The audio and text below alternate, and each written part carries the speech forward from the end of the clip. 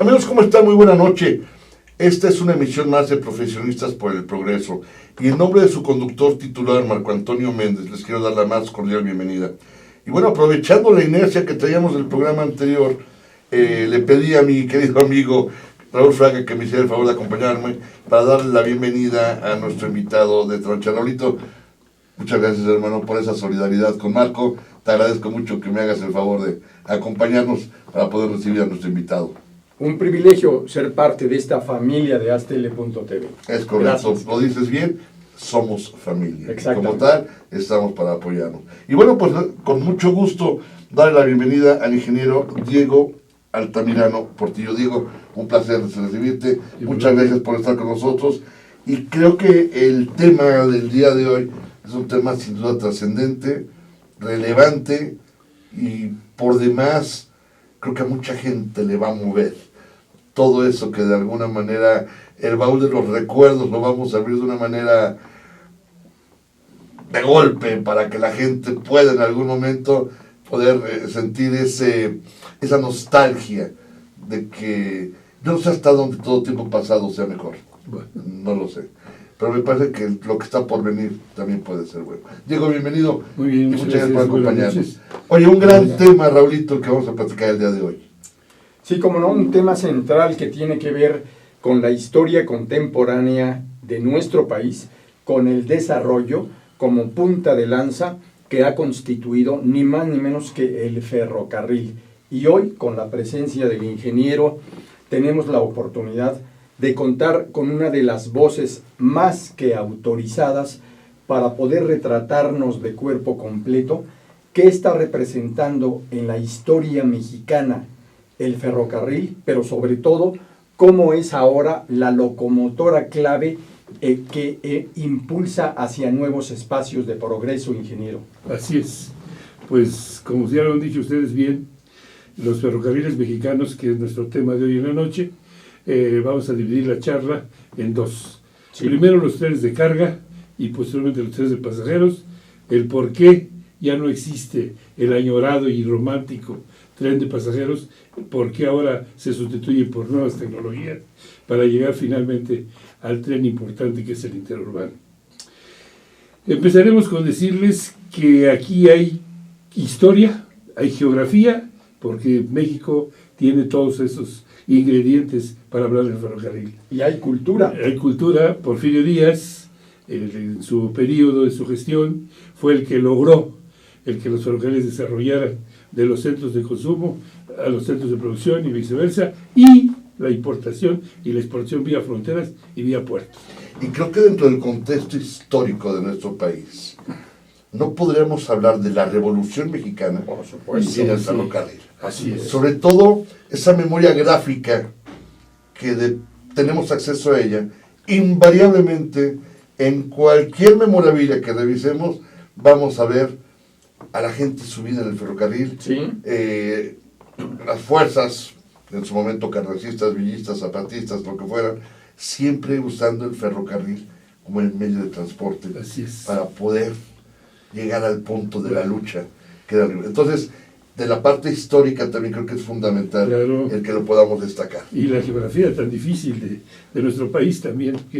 Claro, porque no contamos precisamente con larguísimas planicies. Así es. Tenemos terrenos escarpados, complicados. Por favor. Sí, me gustaría que pusiera el video para que nos ambientemos en una estación. Si nos hace favor nuestro ingeniero en cabina. Al Valle de México, de un tren llegando a una estación de los actuales, con una locomotora muy moderna, procedente de Veracruz, con 6.500 toneladas, para que vean que el tren está vivo. Ok, vamos a ver qué nos da ahorita. En cualquier momento nos los manda, por favor, producción. Muchas gracias, Raulito.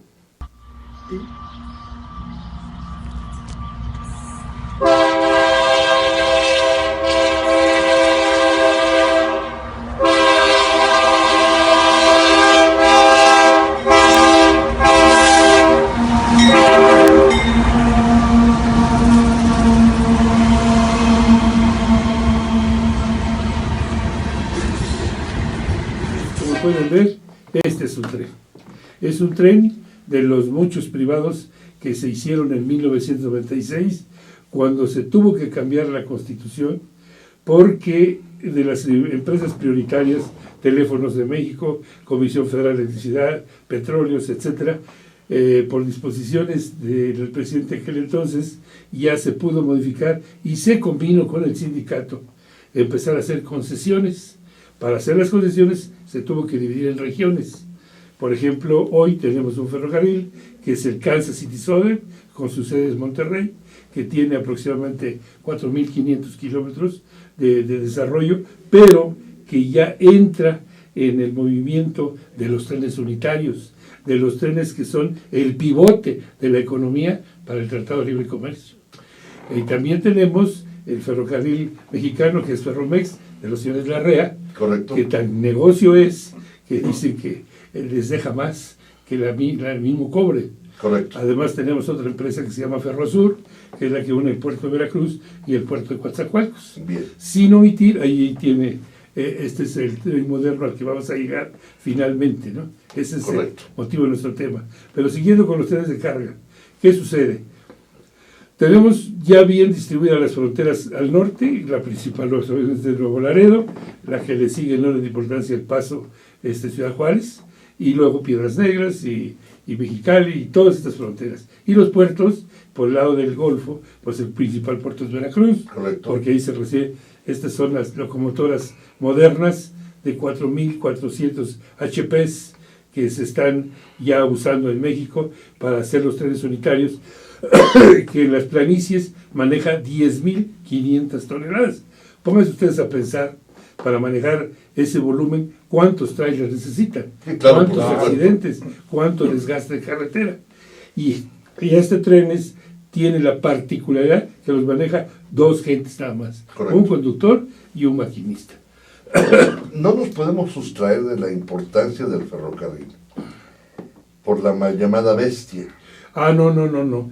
La bestia, desgraciadamente, hay gente. Y lo digo mal llamada porque me parece muy mal llamada, que lo denota de una manera terrible. Muy mal llamada porque el tren y por eso lo puntualicé. no está diseñado para manejo de pasajeros y menos de indocumentados. Ese es el punto. No obstante, sigue siendo un parteaguas. Pero ya toda esa cuestión, claro, ahora se ha atendido. Después de mucho tiempo, finalmente se tomaron medidas para que el tren se destina a lo que es de carga. Así es. Pero no de carga de humanos, no de pollos. Sí. No de indocumentados. Sí. Entonces, les comentaba de estos concesiones que se dieron unas por 30 y otras por 50 años para que recuperaran su inversión. ¿Qué se hizo? Primero, para que tengan una idea de cómo era el aparato burocrático, Ferrocarriles Nacionales de México en 1991 tenía 98.500 empleados. La nómina se llevaba el 78% de los ingresos. Ninguna empresa es funcional para esos números. Claro. Entonces hoy día 78% era la nómina. Las mismas cargas que se manejan con este tipo de trenes, ahora se necesitan nada más 18,000 gentes. Correcto. ¿Qué sucedió? Primero, en el tren de carga, por razones sindicales, llevaba un maquinista, un ayudante maquinista, un conductor y 3 garroteros. Entonces eso hacía muy caro la operación de un tren por esos salarios, sobre todo que había tantos problemas con la vía que no llegaban fuera de su itinerario y era puro tiempo extra. Llegaba en la ocasión de que un maquinista ganaba más que un ingeniero, ¿verdad? Por el tiempo extra que acumulaba. Entonces vino lo moderno, una cosa que se llama cola de tren, que es un dispositivo vertical de 60 centímetros que va en la cola, no en la cola. Se quitó el cabuz, que el cabuz es otro problema. Okay. Era la oficina de la regulación y ahí tienen el radio y la comunicación con la máquina, había computadora. Entonces, al suprimirse este número de personal para el manejo de un tren, se abarataron los costos. Bien. ¿Y qué fue? Más tonelaje, mejores máquinas, mejores vías, dieron como consecuencia mejores tarifas. Ingeniero, perdón la interrupción. Víctor Flores ha venido siendo el dirigente nacional del Sindicato de Trabajadores Ferrocarrileros desde ¿hace cuántos años? Desde 1990 y tantos. Antes de que Cedillo, porque si no hubiera sido por Víctor Flores y esa firma que se hizo con la Secretaría del Trabajo, nunca se hubieran nunca se hubieran fusionado los ferrocarriles. Primero porque el contrato colectivo de trabajo de la Ciudad de México era una cosota así de 5 o 6 pulgadas. Sí. Y hoy día los contratos colectivos son así. Había secretarias que tenían ayudante, chofer, archivista y todo. Entonces era un despilfarro. Por eso les decía que el número de comparativo de 98.500 gentes que éramos, ahora con 18.000 se maneja el doble de la carga en México. O sea, menos gente, más productiva. Así es, y evidentemente con margen de utilidad y sobre todo mucho más rentable. Vino el radio, vino la computadora, vinieron todos las tecnologías que hace, simplemente una locomotora, la más grande que teníamos en México, era de 3.600. Hoy tenemos locomotoras, como las que vieron ahorita, de 4.400 HPs. Correcto. Entonces, quiere decir que un solo maquinista puede levantar en los tramos de Laredo a Monterrey, de Torreón a Ciudad Juárez, 10.500 toneladas sin ningún Al decir HP nos referimos a los caballos de fuerza. Ah, sí, HP, sí, quiere decir. Traducido del horsepower. Correcto. Yeah. Vaya, por aclararlo al público que nos ve tratando de ser entonces, defensores a ultranza de nuestro idioma castellano. Ahora, ¿qué ha sucedido? Que vino el contenedor, que son unas cajas metálicas de 20 pies, de 40 pies, de 53 pies. Esto vino a revolucionar totalmente el movimiento marítimo, aéreo, carretero y ferroviario. Sin estos contenedores, que un barco en Lázaro Cárdenas ya le trae 4.500 contenedores en cada nave de estas, ¿cuántos trenes se necesitan? Entonces el tren también se adecuó a las nuevas condiciones de manejar contenedores. El doble estiva, que esto quiere decir poner un contenedor arriba de otro, de diferentes pies, en diferentes condiciones, y con un tren sin acopladoras intermedias, sino jalándola en módulos de 85 metros. Correcto. Entonces, ¿qué sucedió? Se vinieron toda a base de grúas, ya no manos de obra, pero todo se hizo mecanizado con grúas de pórtico. Ustedes vean Pantaco, y es una de las terminales multimodales más importantes que tenemos en México. Sí, correcto. Es la que más mueve. Y tiene otra terminal en Torreón, y otra terminal en San Luis Potosí, y las terminales automotrices en el Bajío, en Silao, toda la industria automotriz, todo su movimiento de trenes, tanto de materia prima como de producto del se hace por tren. Es muy interesante que comentes esto, ingeniero, porque mucha gente podría pensar que la industria ferroviaria del país está en decadencia, algunos pensan que está muerta, algunos otros que está agonizante. Sí. No. Sin embargo, ahora que nos das este contexto, nos permites visualizar de una manera diferente que la infraestructura ferroviaria de este país sigue siendo un ícono para la generación del comercio interno y externo. Exportación, importación, y además otra cosa muy importante, el ferrocarril vino a resolver por clases. Por ejemplo, los Estados Unidos tienen 156 ferrocarriles, nosotros tenemos 8, pero de esos 8 ya 2 son clase 1. ¿Qué quiere decir clase 1? Que ya hacen sus tiempos de recorrido exactamente. Cuando usted agarra la computadora y dice, ¿dónde está mi carro? Ahí la misma computadora le dice, en tal lugar te llega a tal fecha y llevas tanto. Y vienen haciendo 36 horas de Nuevo Laredo a Pantaco. Correcto. Entonces, ¿qué decir? Perdón, muy interesante lo que nos está planteando, y surge una pregunta.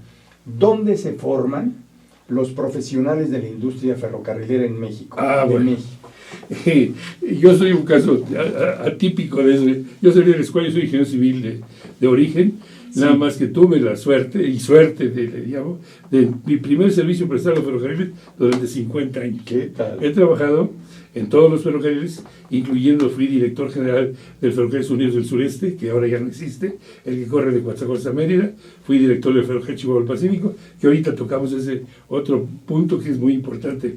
El Chihuahua del Pacífico, fui director de los trenes de carga, y ya después, una vez que los ferrocarriles se liquidaron y que salimos jubilados unos, otros con una prestación, etcétera, entonces se llegó a la conclusión de que no hay una carrera dentro de la ingeniería civil, ni en la universidad, ni en el Politécnico, que sea de ferrocarriles. Hay una en Aguascalientes que apenas está empezando, porque ya es necesario crear una facultad de ingeniería que haga una carrera de ingeniería civil con especialidad en ferrocarriles. Si hay especialidad en aeropuertos, en puertos, en carreteras, en presas, en todo, ¿por qué no de ferrocarriles? Sobre todo porque, ahorita vamos a dar otro dato muy importante. Como decía, Porfirio Díaz nos dejó 26,000 kilómetros de vía. La carretera, el sistema carretero actual, tiene 390,000 kilómetros. Entonces la vía no son ni el 10% de la carretera. Entonces no somos competitivos, somos complementarios. Correcto. ¿Qué quiere decir? El concepto básico del ferrocarril es grandes distancias, grandes volúmenes. Para eso es el tren. Porque de otra manera, en recorridos cortos, menores de 500 kilómetros, es el camión el que hace la distribución en las ciudades. Okay. Entonces, con ese criterio, ¿verdad? Ahora los trenes se manejan con, por ejemplo, un tren unitario, antes se maneja con 25 carros, ahora se maneja con 50 y con 60, dependiendo de lo que tenga. Por ejemplo, hay trenes graneleros que vienen de la parte granelera de Houston, directamente hasta el Valle de México, en trenes de 100 carros, que miden 3 kilómetros. Creo que es muy interesante todo eso que estamos comentando.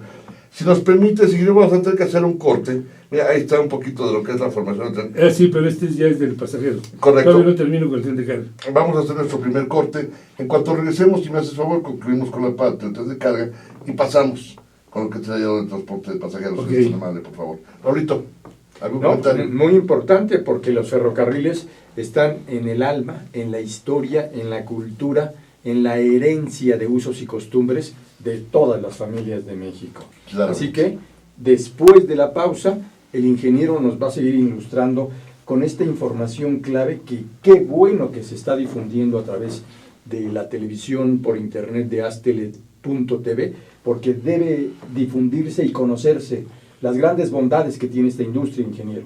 Sí, definitivamente. El ferrocarril es el pivote de la economía hoy día en muchos países del mundo, y por qué no en México. Claro, Creo y que después vale de la la pena. pausa continuaremos. Desde luego, y que lo hagamos resurgir. Claro. Que creo que es un ícono en la economía de ese país. Raulito, si quieres mandar la corte, con todo gusto, hermano. Vamos a invitarles a que continúe con nosotros en este espacio donde el experto en la industria del ferrocarril en México nos seguirá dando a conocer por qué es tema, asunto de atención especial en la nueva agenda de desarrollo de nuestro país en pleno siglo XXI. Siga con nosotros.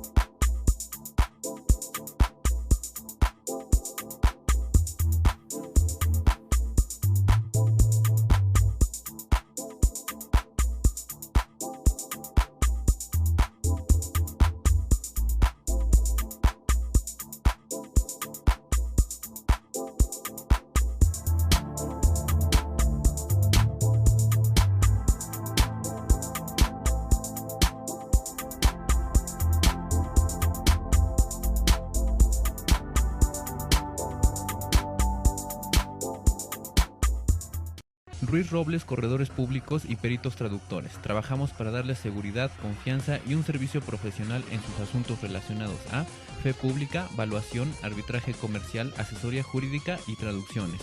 Para nosotros lo más importante es su satisfacción, brindándole además la asesoría jurídica necesaria en su negocio, con un equipo de profesionales capacitados para prevenir y resolver situaciones de riesgo en su empresa. Le aseguramos una asistencia profesional personalizada y humana a quien consideramos más importante, el cliente, porque las oportunidades pequeñas son el principio de las grandes empresas. Conferencista internacional, experto en temas empresariales, experiencia de 18 años en empresas multinacionales, entre ejecutivos vendedores y empleados de 62 empresas multinacionales. Conductor del programa Líderes en Acción en astele.tv. Ha brindado más de 2.500 conferencias en México, Centro y Sudamérica. Orador profesional y campeón nacional de oratoria. Considerado el comunicador del año. Gildardo Avendaño.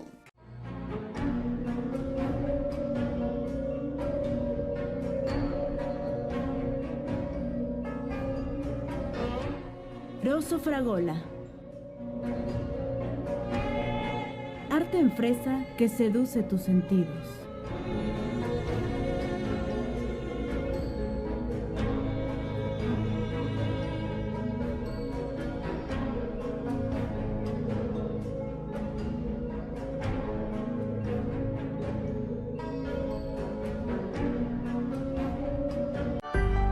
Yo creo que todos los mexicanos deberíamos haber nacido con una maleta bajo el brazo. Sí, una maleta, la que sea. Porque eso es lo único que necesitas para viajar por el país más increíble del mundo.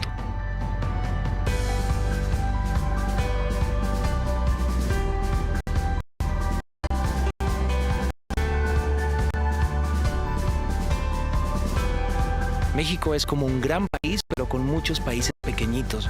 Cada uno tiene lo suyo.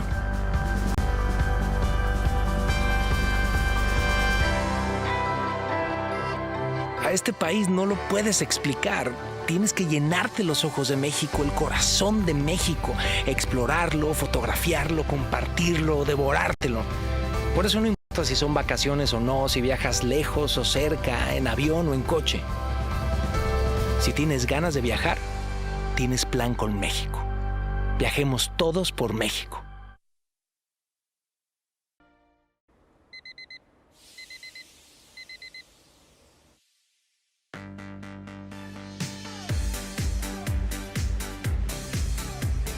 Cuando la vida te pone a sudar, hidrata la vida.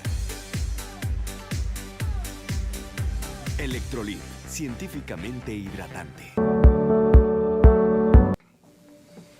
Amigos, estamos de regreso y bueno, pues vamos a seguir continuar con esta charla con el ingeniero Altamirano, que tiene tantas cosas que compartirnos, sobre todo ilustrarnos, porque finalmente yo creo que es eso, mi querido Raúl, que nos pueda ilustrar a alguien que ha vivido toda su vida inmerso en el mundo del ferrocarril, en cuanto a pasado, presente, futuro, y creo que de alguna manera es parte fundamental, insisto, de la historia de este país, porque no solo en la memoria gráfica, sino en la memoria fílmica de este país, también ha sido importantísimo el tren, y lo comentábamos hace un momento. Adelante, ingeniero, por favor, si eres tan amable. Entonces le comentaba que los trenes de carga, creo yo, que están en su mejor nivel de que ha existido en la industria ferroviaria. Ahora, o sea, son unidades de negocio. Correcto. Son empresas que dan dinero, ¿verdad? Y que tratan muy bien a los trabajadores, muy buenos salarios, muy buenos tiempos de recorrido, muy buen servicio al cliente. Y estamos en un México desgraciadamente dividido en dos. Del Valle de México, o sea, el centro del país, al norte, perfectamente. Pero de México al sur, ahí tenemos problemas. Tenemos problemas por geografía, tenemos problemas por hidrografía, tenemos toda la costa de Chiapas, que este fenómeno Stan nos quitó 29 puentes, que ya se restableció, y no había tránsito a Tapachula y a la parte de la conexión con Tecunumán en Guatemala. Ya, afortunadamente. Pero se está metiendo dinero por parte del gobierno para que esto se mejoren las vías. Al mejorarse las vías, se mejoran los tiempos. Al mejorarse los tiempos, se tienen mejores servicios. En algún momento hubo un rescate carretero. ¿Sí? Sí. En este momento aplicaría hablar de un rescate ferroviario. Bueno, desgraciadamente, ahí sí me voy a permitir darles mi opinión muy personal. Por favor. De por qué esa diferencia de los 26,000 kilómetros de Porfirio Díaz y de los 390,000 carreteros. ¿Por qué? Porque los gobernadores, todos los dirigentes, se paran la vía del cuello con una carretera. Y pusimos una carretera, hicimos una autopista, correcto, hicimos un trébol, pero eso es lo que se ve. ¿Y el tren? ¿Qué tenemos de nuevo el tren? La México-Querétaro, que la hizo el presidente Miguel de la Madrid, se llevó 36 años de construcción. El tramo Lázaro Cárdenas, 36 años. El ferrocarril que va de Coronel a Las Ocho para operar el puerto de Lázaro Cárdenas, que son 240 kilómetros, la hizo Echeverría. Okay. Y de ahí en fuera no hay un tramo nuevo más. Hay muchos proyectos, como los vamos a ver más adelante, pero para terminar con el tren de carga, porque si no me va a llevar todo el tiempo, esa es la panorámica general. Hoy día, las rutas de Kansas City, las rutas de Ferromex, las rutas de Ferrosur y la terminal del Valle de México operan en perfectas condiciones. Entonces, haciendo un barrido de México al norte, no hay ningún problema ferroviario. Absolutamente confiable. Si hay confiable, se han abatido los grados de siniestrabilidad. Correcto. Que si usted compara la carretera con el ferrocarril viene siendo el más seguro, porque le fallaron los frenos, el chofer estaba drogado, el chofer aquí no hay problema. Aquí ya tienen sistemas de comunicación, control de trenes, etcétera, etcétera. Se está utilizando la alta tecnología. Así es. Perdón, ingeniero, ¿nos podrías comentar lo que es esta imagen que estamos viendo, por favor? Bueno, nada más que antes de entrar a eso, sí quisiera la pregunta de Raúl de por qué desaparecieron los trenes de pasajeros. Correcto. Así es. Los trenes de pasajeros, inclusive, que llegaron a llamar Estrella en la época del licenciado Caso Lombardo, se pinaron de azul, fueron muy bonitos, había un servicio con nombres muy raros como el Purépecha, que iba a Morelia, el Jarocho, que iba a Veracruz, el Tapatío, que iba a Guadalajara, el Regiomontano, que iba a Monterrey, etc. Muy gentilicios. Pero sí, ese problema de esos trenes era carísimo operar. Un Pullman llevaba 11 pasajeros. En cambio, pesaba 90 toneladas y el arrastre era ese importe de arrastrar 90 toneladas. Es más, en algunas pendientes se tenía que meter 2 o 3 locomotoras para hacer los tiempos del tren de pasajeros. Correcto. Otro fenómeno en el aspecto social, porque todos decían, ay, el tren qué bueno, ese que trae agua, el que trae el cartero, porque hay 3 tipos de trenes, había 3 tipos de trenes, el de carga, el de pasajeros y el mixto que llevaba carga y pasaje, y el express, y en el express te pagaron una gallina, etcétera. Entonces, ¿qué sucedió? De que los auditores, malamente del sindicato, decían, se paseaba al tren, ¿quieres boleto o sin boleto? No, pues sin boleto, se lo clavaban. Claro. Entonces los ingresos de que el pasaje era muy barato, porque era un servicio social, además no entraban los ingresos del ferrocarril. Entonces el tren de pasajeros se volvió totalmente improductivo. Además porque el autobús nos rebasó. Entonces sube a Querétaro 2 horas y media con su climita, cafecito, hasta baño tiene. También el tren tenía, pero en muy malas condiciones. Entonces esas fueron las razones y las que comentamos antes del exceso de tripulación de quitar los trenes de pasajeros. Bien. Los concesionarios actuales dijeron, yo sin tren de pasajeros. Es más, en el Ameco Querétaro, que ya estaba electrificada, que les digo, se llevó 36 años, Kansas dijo, yo quiero sin catenaria. Catenaria porque me limita mi doble estiva. Correcto. Entonces hasta eso se tuvo que quitar la doble estiva por improductiva. Ya, digo, la catenaria por improductiva. Correcto. Entonces esta fue la razón de por qué los trenes de pasajeros desaparecieron. Ingeniero, en el contexto mundial, ¿todavía hay países donde prevalece el tren de pasajeros y que sea una industria rentable? Sí, claro. Pero tengan en cuenta que países como Europa son muy cortitas las distancias, son planicies, no hay tanta pendiente, no hay tanta curvatura, no necesitan locomotoras ayudadoras para subir pendientes, porque a mayor pendiente se necesita mayor tracción. Cierto. Entonces, ya para terminar con el tren de carga, y ya esta explicación yo creo que quedó muy amplia, vamos a los trenes actuales. Correcto. El primer tren que se quedó dentro de la concesión fue el Chihuahua Pacífico. Okay. El Chihuahua Pacífico porque es un tren que así se llamaba, Chihuahua Pacífico. Hoy los señores propietarios le pusieron Chepe, como José, negro, y está corriendo entre Chihuahua y Mochis, una extensión de 600 kilómetros, hace 12 horas, porque no puede correr más que a 50 kilómetros por hora, pero no es necesario, porque tiene 100 túneles, porque tiene unos puentes bellísimos, como el Chinipas, como el Aguacaliente, además con su pasaje, usted va de Chihuahua a los Campos Menonitas, a Krill, a Divisadero, a Baumichivo y hasta Mochis. Correcto. Entonces, ese ferrocarril sí está corriendo diario y está siendo productivo, unidad de negocio. De acuerdo. ¿Sí? Otros trenes que son eminentemente turísticos de fin de semana y nada más de atractivo para el tequila son el Tequila Express, que lo maneja Ferromex con las tequileras, y el nuevo que acabo de llegar, que sí se los recomiendo, se llama el Express José Cuervo, del Tequila José Cuervo. Correcto. Es un tren de lujo, es un tren que tiene comedor, tiene bar, hace 1 hora 40 minutos entre Guadalajara y Amatlán, pero la pasa usted muy bien tomando tequila, ¿sí? Y tiene mucha demanda, Okay. ¿sí? Entonces, pero ya venía a resolver con la premisa que dije antes, de que el tren de carga es para grandes distancias, grandes volúmenes. Aquí también el tren tiene que ser masivo para pasajeros. Entonces fue así como los españoles crearon el suburbano.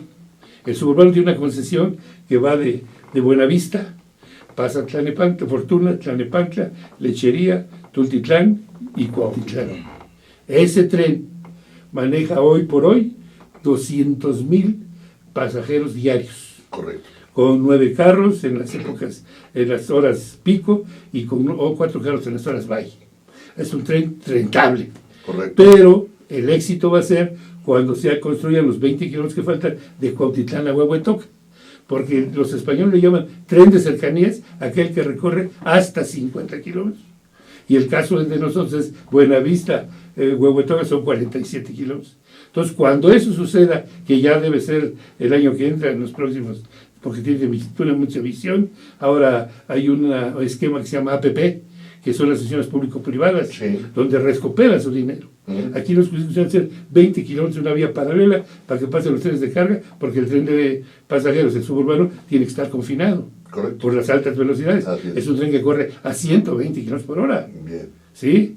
Entonces ha venido a servir a todo el Valle de México, toda la gente que trabajaba ahí y que su auto hacía 2 horas y media, hoy hace 29 minutos. Ingeniero, y sería también muy importante que, siendo usted un gran experto, nos dijera cuáles son las bondades de estas nuevas opciones de trenes intermunicipales en México respecto a un tema crítico, la contaminación ambiental y el rescate ecológico. Estos trenes como el suburbano, precisamente es eléctrico. El eléctrico no contamina. Claro. Imagínese la cantidad de automóviles que vienen de Tlalnepantla al Distrito Federal y del Distrito Federal de Tlalnepantla. Cuánta contaminación, camiones, coches, etc. En cambio, el tren eléctrico a 120 kilómetros por hora sin ningún problema. Además limpio. Sí. Y además no produce las aglomeraciones que tiene el metro, porque está sincronizado la salida y la llegada de los pasajeros y el ascenso y descenso de pasajeros en las estaciones. Además, otra cualidad, Buenavista ya es una central de transferencia multimodal, porque llega el metro, porque llega el metrobús y porque llega el tren. Otra terminal de transferencia es Fortuna con Ferrería. Sí. Usted se sube en el tren suburbano, se va de Buenavista a Fortuna y hay una interconexión subterránea para tomar el metro de Ferrería, el que corre en esa línea. ¿Sí? Entonces, todas estas condiciones de articulaciones es lo que se debe de tener. Sí. Por eso vamos a llegar a la joya de la corona, que es el que traigo. Ahora, a mí de lo que comenta Raúl, que sin duda es de máxima relevancia, los usuarios, los pasajeros, ¿realmente lo están explotando a su máxima capacidad o aún hay áreas de oportunidad? No. Ahí una de las cosas que se planearon fuera que hubiera líneas alimentadoras. Correcto. Estas alimentadoras son los metrobuses, los microbuses, las bicicletas incluyendo. Y desgraciadamente usted llega a Lechería, por ejemplo, terminal, donde muy poca gente lo usa, porque no tiene cómo ir de Lechería a su chamba o de Lechería a su casa o viceversa. Es decir, no está alimentando para que la gente pudiera recurrir al Ahora, el problema está en que como es la Ciudad de México y el Estado de México, entonces el Estado de México tiene que planear que lleguen los autobuses a la terminal del tren para que lo alimenten, por eso se llaman alimentadoras, claro, tanto al descenso como a la subida como a la bajada de los pasajeros. Ese es el talón de Aquiles de este tren. O sea, es el área de oportunidad que habría explorar. Así es. Vaya, me parece que es tan relevante como el aspecto de la contaminación, porque a medida que la gente pueda utilizarlo a mayor escala, menor necesidad del automóvil tendrán. Claro. Se están acostumbrando, sobre todo porque no hay robos. Tiene mucha vigilancia. En cualquier camión de pasajeros urbano o interurbano, usted se sube y lo asaltan. En cambio, en el tren no. El suburbano tiene esa particularidad de que tiene vigilancia de vestidos de civiles que no tienen ningún problema. Correcto. Y por la velocidad es muy difícil. Además, el tren es limpio, tiene un acomodo como lo vimos en la fotografía de carros de pasajeros, que son motrices y que son arrastres. ¿Podríamos ver la imagen que hablábamos hace un momento? Sí, ahí está. Por favor. Se llama formación del tren. Cabina, por favor, son tan amables de colocar la imagen. No, Es la anterior, ¿verdad? ¿Es la anterior? Sí, ahí está Metrorail. Ahí está. Ese es el suburbano. Esta, ok. Ahí está el esquema del Metrobús actual que llega a Buenavista. Correcto. Y ahí está el suburbano que sale de Buenavista rumbo a Tlalnepantla y rumbo a Cuautitlán. Bien. Posteriormente irá hasta allá y hace conexión con el metro en Ferrería, como dijo anteriormente. Ese es un esquema de una central de transferencia multimodal, porque articula todos esos modos de transporte. Y ahora ya Buenavista es un problema. Buenavista necesita. El hecho de que no esté bien alimentado es responsabilidad del gobierno de la Ciudad de México. No, de los dos. Sí, porque recuerden que la Ciudad de México es hasta hasta Fortuna. Sí, correcto. Ya después es Tlalnepantla y es el Estado de México. Entonces tendrá que haber algún tipo de asociación para poder, no sé si en algún momento la palabra sea concesionar que el transporte y negociar con los propietarios pueda llegar directamente para alimentarlos. Porque además yo creo que es un ganar-ganar, por donde lo veamos. Es un ganar-ganar en el sentido de que tengo garantizado pasaje a terminal y tengo garantizado el regresarme lleno de la gente que baja. Claro. Entonces es permanente el aforo que vamos a tener. Y abaratan costos, y abaratan tiempo, y abaratan seguridad, y abaratan todo. Entonces ya el suburbano, como quiera que sea, está jalando, es una realidad, y su futuro es, como repito, Cuautitlán, Huehuetoca, 20 kilómetros. Ingeniero, tenemos 5 minutos para que podamos repasar de manera general qué sigue, qué nos conviene, qué debemos hacer, cómo tenemos que ver este ferrocarril, cómo nuestro México va a poder modernizarse en la medida que volteemos a ver qué necesita nuestro gobierno hacer para que el ferrocarril resurja como debe ser. Dos proyectos productivos que se crearon en el tintero y que sí no quería irme sin dejarlos de mencionar, fue el tren a Querétaro. Claro. Los chinos trajeron un proyecto precioso para hacer un tiempo mínimo y una velocidad de 300 kilómetros por hora entre Buenavista y la ciudad de Querétaro. 300 kilómetros por hora, entonces estamos hablando que ibas a llegar a Querétaro en 30 y tantos minutos. 1 hora, 15 minutos. Ok. ¿Verdad? Pero comparadas nada más en Huehuetoca, en Tula, en San Juan del Río y en Querétaro. Okay. El mínimo del pasaje. Pero, desgraciadamente, ya cuando teníamos todo el proyecto, ya los chinos habían aceptado que era un llave en mano, o sea, que ellos iban a financiar con la concesión. Algo pasó, de orden político, no de orden técnico, que se suspendió el proyecto ese. Era precioso. Lo mismo sucedió cuando la gobernadora de Yucatán se aventó al tren transpeninsular. Este transpeninsular también tenía... Hablamos de Ivonne Ortega. Hablamos de Ivonne Ortega, que ella fue inclusive a España, le plantearon cómo se hacen los trenes, y en un recorrido de Mérida a Punta Venado iba a construir un ferrocarril que fuera de doble propósito. De doble propósito, ¿por qué? Porque en el Puerto de Progreso, en Yucatán, se manejan cargas, sí, y se manejan cruceros. Correcto. Entonces ese tren iba a salir en la mañana, de las 6 de la mañana a las 6 de la tarde, de pasajeros, y de las 6 de la tarde a las 6 de la mañana del otro día, de carga. Pero llevaba un riesgo. Si el tren de carga, por alguna razón, no operaba con toda la eficiencia, iba a bloquear todos los pasajes. Y ahí era turístico. Y además, para surtir las rutas arqueológicas. Todo esto, y también quedó en el tintero. Ingeniero, perdón, sería también muy importante que nos mencionara la trascendencia que tiene el tren México-Toluca. Ese sí es el mejor proyecto, el proyecto más ambicioso de la administración actual. Como ustedes saben, el Valle de Toluca y el Valle de México tienen que estar comunicados porque sus carreteras ya están en punto de saturación, Sí. contaminación, siniestrabilidad, Correcto. todos esos inconvenientes. Este tren se proyecta de Sinacantepec. Sí. Sinacantepec es el 0 más 3 ceros, donde se origina, pasa a la terminal de autobuses que se va a llamar Cristóbal Colón, esa estación, luego Metepec, donde va a haber un shuttle, al aeropuerto de Toluca, luego Lerma, y de allí se sigue hasta Santa Fe y de Santa Fe a Observatorio. Entonces este tren es carísimo porque en su primer tramo, desde Sinacantepec hasta La Marquesa, más o menos, para que se den una idea, casi no tiene problemas porque no hay construcciones que le estorben al trazo, Sí. aunque es elevado. Y dos túneles, que un bitúnel y un túnel para la vía 1, para la vía 2, y luego el tramo, ahí está el trazo. Correcto. Entonces, en lo que corresponde a la Ciudad de México, que es precisamente de la salida de los túneles hasta Observatorio, es lo más difícil. Santa Fe, problemas de obras inducidas, drenaje, agua potable, el acuaférico, el Cutzamala, las líneas cableras, la fibra óptica, etcétera, etcétera, etcétera. 1000 problemas.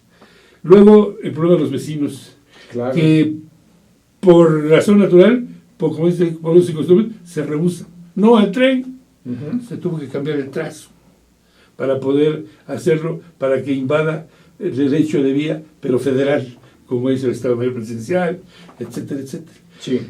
Entonces ese tren ya va muy adelantado, ya tiene prácticamente ahorita un 40% de avance el primer tramo, el segundo tramo ahorita en época de lluvias está teniendo un mínimo, y el tercer tramo, con excepción de estos inconvenientes que le digo, debe de quedar listo en el 2017, para que en el 2018 se hagan las pruebas y antes de que termine la administración se ponga en servicio. Pues Pero ojalá, es un tren ojalá que así sea. que va, no, tiene que ser. Ok. Pues es más, ya hay dinero. Bien. O sea, la inversión ya está justificada. El problema que se ha tenido son razones técnicas, también técnicas, sociales, también sociales, de los vecinos. Pues ingeniero, qué interesante. Ahorita nos tenemos que despedir. Sumamente interesante. Creo que quedaron cosas pendientes, ingeniero, que seguramente Marco en su momento llevamos a proponer que por favor te voy a invitar, porque yo creo que es un tema que da para mucho más, y naturalmente, pero creo que esta explicación, siempre contar con el conocimiento de un experto, nos va a enriquecer para saber exactamente qué está ocurriendo y qué nos gustaría que ocurriera. Muy bien. Mil gracias por la No, gentileza, hasta de luego. verdad, mil Hasta gracias luego. por permitirnos compartir esta parte del concepto, y gracias a Marco, nuevamente Claro. en la ausencia, por permitirnos ocupar este espacio que gustosamente lo hacemos, Raúl, Por porque supuesto. insisto, lo dijiste bien, somos familia, y las tele justamente es lo que cumplimos. Ingeniero, mil gracias. Gracias, Un placer tenerte por aquí, Encantado. y de verdad es un placer, y nos vemos muy pronto. Gracias, ingeniero. Muchas gracias. Raulito, muchas gracias. Gracias Un placer, a ti, como siempre. Carlos. Y que tengan excelente noche, amigos. En la próxima emisión ya estará Marco presente. Hasta entonces, muchas gracias.